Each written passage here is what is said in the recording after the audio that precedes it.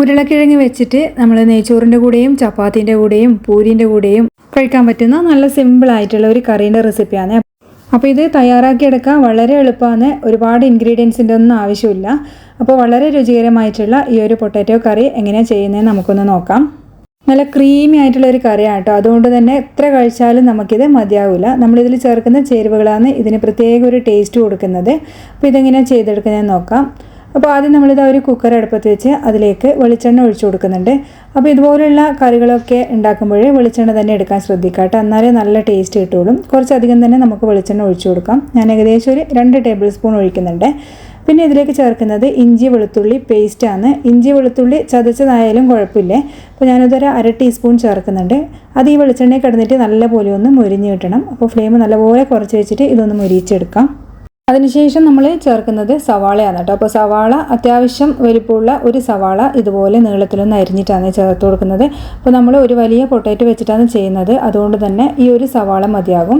അപ്പോൾ സവാള ചെറിയൊന്ന് കളർ മാറിക്കഴിഞ്ഞാൽ നമുക്കിതിലേക്ക് 2 പച്ചമുളക് ചേർക്കാം. ഒരുപാട് മസാലപ്പൊടികളൊന്നും ചേർത്തിട്ട് വളരെ സ്പൈസി ആയിട്ടുള്ള ഒരു കറിയല്ല കേട്ടോ ഇത്. അതുകൊണ്ട് തന്നെ ആർക്കും കഴിക്കാം കേട്ടോ.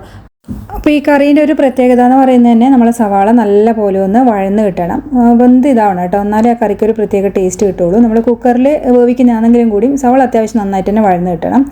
അപ്പോൾ ഏകദേശം ഒന്ന് വാടി വരുന്ന സമയത്ത് നമ്മളിതിലേക്ക് കുറച്ച് കറിവേപ്പിലി പെട്ടെന്ന് വാടി കിട്ടാൻ വേണ്ടിയിട്ട് കുറച്ച് ഉപ്പും ചേർക്കുന്നുണ്ട്. ഇനി നമുക്കിതൊന്ന് മൂടി വെച്ചിട്ട് കുക്ക് ചെയ്തെടുക്കാം. ചെറിയ ഫ്ലെയിമിലേക്ക് മാറ്റിയിട്ടാണ് മൂടി വെച്ചിട്ട് കുക്ക് ചെയ്യേണ്ടത്, അല്ലെങ്കിൽ അടിക്ക് പിടിച്ച് പോകും. അങ്ങനെയാകുമ്പോൾ ഇങ്ങനെ മൂടി വെക്കുമ്പോൾ അത് പെട്ടെന്ന് ഇതായി കിട്ടും കേട്ടോ, കുക്കായി കിട്ടും. അപ്പോൾ നമ്മൾ സവാള ഒന്ന് വാടി വരുന്ന സമയം നമുക്കിതിലേക്കുള്ള തേങ്ങ ഒന്ന് അരച്ചെടുക്കാം. തേങ്ങയിലേക്ക് ഒരു 1/2 ടീസ്പൂൺ പെരുംജീരകം ചേർത്തിട്ടുണ്ട്. അതുപോലെ ഒരു 5-10 കശുവണ്ടി ചേർത്തിട്ടുണ്ട്.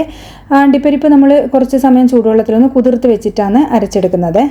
അപ്പോൾ പെരുംജീരകവും അതുപോലെ അണ്ടിപ്പരിപ്പൊക്കെ ചേർത്താൽ ഒരു പ്രത്യേക ടേസ്റ്റാണ് കേട്ടോ. അണ്ടിപ്പരിപ്പ് ചേർത്താൽ കറിക്ക് നല്ലൊരു ടേസ്റ്റും പിന്നെ കൊഴുപ്പും കിട്ടും. അതുപോലെ പെരുംജീരകം ചേർത്താൽ നല്ലൊരു രുചിയായിരിക്കും. അപ്പോൾ ഇത് സ്കിപ്പ് ചെയ്യാണ്ട് ചേർക്കണേ. അതുപോലെ നല്ല ഫൈനായിട്ട് തന്നെ അരച്ചെടുക്കാനും മറക്കല്ലേ. പിന്നെ ഇതാ ഈ ഒരു സമയത്ത് നമ്മളെ സവാള നല്ല പോലെ തന്നെ വാടി വന്നിട്ടുണ്ട്. ഇനി ഇതിലേക്ക് നമ്മൾ ചേർക്കുന്നത് തക്കാളിയാണ് കേട്ടോ.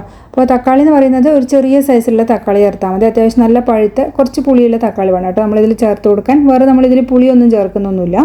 അപ്പോൾ തക്കാളിയും ചേർത്തിട്ട് തക്കാളി നല്ലപോലെ ഒന്ന് വെന്തുടഞ്ഞ് വരണേ. അതുവരെ നമ്മൾ ഇതൊന്ന് കുക്ക് ചെയ്തെടുക്കണം. ഇത് അത്യാവശ്യം നല്ലപോലെ ഒന്ന് വെന്തുടഞ്ഞിട്ടുണ്ട്. ഇനി ഇതിലേക്ക് ആവശ്യമുള്ള പൊടികൾ ചേർത്ത് കൊടുക്കാം. കുക്കറിൽ വേവിക്കുന്ന ആയാലും ഇതിൽ നല്ലപോലെ ഒന്ന് വെന്തുടഞ്ഞ് വരണം കേട്ടോ. അതാണ് ഇതിൻ്റെ ഒരു പ്രത്യേക ടേസ്റ്റ്.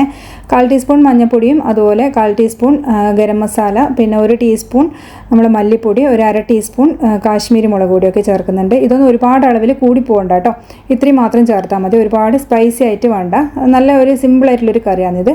അപ്പോൾ അതിൻ്റെ ആ ഒരു പൊടീൻ്റെ പച്ചമണമൊക്കെ മാറി വന്നു കഴിഞ്ഞാൽ നമുക്ക് കട്ട് ചെയ്ത് വെച്ച പൊട്ടാറ്റോ ഇതിലേക്ക് ചേർത്തിട്ട് ഒന്ന് നല്ലോണം ഒന്ന് മിക്സ് ചെയ്തെടുക്കാം. ഈ ഒരു മസാലയായിട്ട് നമ്മൾ ആ ഒരു പൊട്ടാറ്റോ നല്ലോണം ഒന്ന് യോജിച്ച് കിട്ടണേ. ഇനി ഇതൊന്ന് നമുക്ക് വേവിച്ചെടുക്കണം. ഇതിലേക്ക് കുറച്ച് വെള്ളം ഒഴിച്ചു കൊടുക്കുന്നുണ്ട്. ചൂടുവെള്ളം പച്ചവെള്ളം ഏത് വേണമെങ്കിൽ ഒഴിച്ചു കൊടുക്കാം. ഒരുപാട് ചേർക്കേണ്ട ആവശ്യമില്ല. ഇത്ര അളവിൽ ചേർത്താൽ മതി. ഉരുളക്കിഴങ്ങിനേക്കാളും കുറച്ച് മേലെ നിൽക്കുന്ന വിധത്തിൽ അങ്ങ് ചേർക്കാം. എന്നിട്ട് മീഡിയം ഫ്ലെയിമിൽ വെച്ചിട്ട് ഒറ്റ വീസിൽ മാത്രം മതിയാവുക. ഒരുപാടങ്ങ് കഷ്ണങ്ങൾ വെന്തൊടയരുത്. കഷ്ണങ്ങൾ ഇങ്ങനെ കാണാൻ കിട്ടണം കേട്ടോ. അതാണ് ടേസ്റ്റ്. നമ്മൾ പിന്നെ ഉടച്ചെടുക്കുന്നൊന്നുമില്ലേ. അപ്പോൾ ഒറ്റ വീസിലുകൊണ്ട് തന്നെ ഇതാ എൻ്റെ ഉരുളക്കിഴങ്ങ് ഇവിടെ നല്ലപോലെ വെന്ത് കിട്ടിയിട്ടുണ്ട്. ഒരുപാടങ്ങ് വെന്തുടഞ്ഞിട്ടില്ല. അത്യാവശ്യം കഴിക്കുമ്പോൾ നല്ലോണം വെന്ത് കിട്ടിയിട്ടുണ്ട്. അപ്പോൾ മീഡിയം ഫ്ലെയിമിൽ വെച്ചാൽ കറക്റ്റായിട്ട് തന്നെ വെന്ത് കിട്ടും കേട്ടോ. അതുകൊണ്ട് അന്ന് പ്രത്യേകിച്ചൊന്ന് ശ്രദ്ധിക്കാം. ഒരുപാട് വെന്തുടഞ്ഞാൽ ഈ കറി വലിയ ടേസ്റ്റ് ഉണ്ടാവില്ലേ. നമ്മളിതിലേക്ക് തിക്കായിട്ടുള്ള അരവൊക്കെ ചേർക്കുന്നതാണ്. അപ്പോൾ ഇതാ അരവ് നമ്മളിതിലേക്ക് ചേർത്തിട്ടുണ്ട്. പിന്നെ അതിലേക്ക് കുറച്ച് വെള്ളം ഒഴിച്ചിട്ട് അതും കൂടിയും ചേർത്തിട്ടൊന്ന് മിക്സ് ചെയ്യാം. അപ്പോൾ തേങ്ങേൻ്റെ കൂടെ അണ്ടിപ്പരിപ്പൊക്കെ ചേർത്ത് കഴിഞ്ഞാൽ നല്ല കൊഴുപ്പ് കിട്ടും കേട്ടോ. അതുകൊണ്ടാണ് ഈ പൊട്ടാറ്റോ നമ്മളങ്ങനെ അധികം ഉടക്കാത്തത്. അപ്പോൾ ഇനി നല്ലപോലെ ഒന്ന് മിക്സ് ചെയ്തിട്ട് ഇത് തിളപ്പിച്ചെടുക്കാം. കറി ഒരു സമയത്ത് തിളക്കുമ്പോൾ പിരിഞ്ഞ പോലെയൊക്കെ ഉണ്ടാകും. പക്ഷേങ്കിൽ നല്ലോണം തിളച്ചിട്ട് കറി ഒന്ന് റെഡി ആകുമ്പോൾ അതൊക്കെ സെറ്റ് ആയിക്കോളൂ കേട്ടോ. അപ്പോൾ പിരിഞ്ഞു പോയതൊന്നുമല്ല. അത് വെച്ചിട്ട് ടെൻഷൻ അടിക്കേണ്ട ആവശ്യമൊന്നുമില്ല. അപ്പോൾ ഞാനിത് മീഡിയം ഫ്ലെയിമിൽ വെച്ചിട്ട് ഒരു 5-6 മിനിറ്റ് ഒന്ന് തിളപ്പിക്കുന്നുണ്ട്. അതുപോലെ തന്നെ ഉപ്പ് കുറവായതുകൊണ്ട് കുറച്ച് ഉപ്പും കൂടി ഇതിലേക്ക് ചേർക്കുന്നുണ്ട്. എന്നിട്ട് നല്ലപോലെ ഒന്ന് മിക്സ് ചെയ്തെടുക്കാം. അപ്പോൾ നല്ലവണ്ണം വെന്ത് ഇതായി കഴിഞ്ഞാൽ കുറുകി കഴിഞ്ഞാൽ നമുക്ക് ഫ്ലെയിം ഓഫ് ചെയ്യാം. എന്നിട്ട് ഇതിലേക്ക് ലാസ്റ്റ് കുറച്ച് മല്ലിച്ചപ്പും കൂടിയും ചേർക്കാം. മല്ലിച്ചപ്പ് കുറച്ച് കൂടുതൽ അളവിൽ ചേർക്കുന്നുണ്ട്. അങ്ങനെയാകുമ്പോൾ ഒരു പ്രത്യേക ടേസ്റ്റാണ്. എന്നിട്ട് നമുക്കിനി ഇതിലേക്കൊന്ന് വറുത്തിടാനുണ്ട്. ഈ വറുത്തിടുന്നതാണ് ഇതിന് പ്രത്യേക ഒരു രുചി എന്ന് പറയുന്നത് തന്നെ കേട്ടോ. അപ്പോൾ വറുത്തിടുന്നതെന്ന് പറഞ്ഞു കഴിഞ്ഞാൽ നമ്മൾ കുറച്ച് അണ്ടിപ്പരിപ്പും അതുപോലെ 1-2 പച്ചമുളക് നീളത്തിലൊന്ന് ചീന്തിയിട്ട് വേണേൽ വറുത്തിടാൻ, അല്ലെങ്കിൽ മേലേക്ക് പൊട്ടിത്തെറിക്കും. ഈ പശു നെയ്യിലാട്ടോ നമ്മൾ വറുത്തിടുന്നത്. അതാണ് ഇതിൻ്റെ പ്രത്യേക ടേസ്റ്റ്. അപ്പോൾ ഇതാ നമ്മൾ ഫ്ലെയിം ഓഫ് ആക്കിയിട്ട് കുറച്ച് കഴിയുമ്പോൾ നല്ലപോലെ തന്നെ ഇത് തിക്കായിട്ടുണ്ട്. അപ്പോൾ നിങ്ങൾക്ക് വേണമെങ്കിൽ ലൂസാക്കണമെങ്കിൽ നേരത്തെ തന്നെ ലൂസാക്കണം കേട്ടോ ഈ കറി. പക്ഷേങ്കിൽ ഇത് ഇത്തിരി തിക്കായിട്ടുള്ള കറിയാണ്. അതുകൊണ്ട് തന്നെ നമുക്ക് എന്തിൻ്റെ കൂടി നല്ല കോമ്പിനേഷനാണ്. ചപ്പാത്തിയും പൂരിയും അതുപോലെ നെയ്ച്ചോറും പിന്നെ ചോറിൻ്റെ കൂടെയൊക്കെ നല്ല ടേസ്റ്റാണ്. അപ്പോൾ ട്രൈ ചെയ്ത് നോക്കിയിട്ട് ഫീഡ്ബാക്ക് പറയാൻ മറക്കരുത്. ചാനൽ ഇഷ്ടപ്പെട്ടാൽ ലൈക്ക് ചെയ്യാനും ഷെയർ ചെയ്യാനും സബ്സ്ക്രൈബ് ചെയ്യാനും മറക്കരുത്. അടുത്ത വീഡിയോയിൽ വീണ്ടും കാണാം. താങ്ക്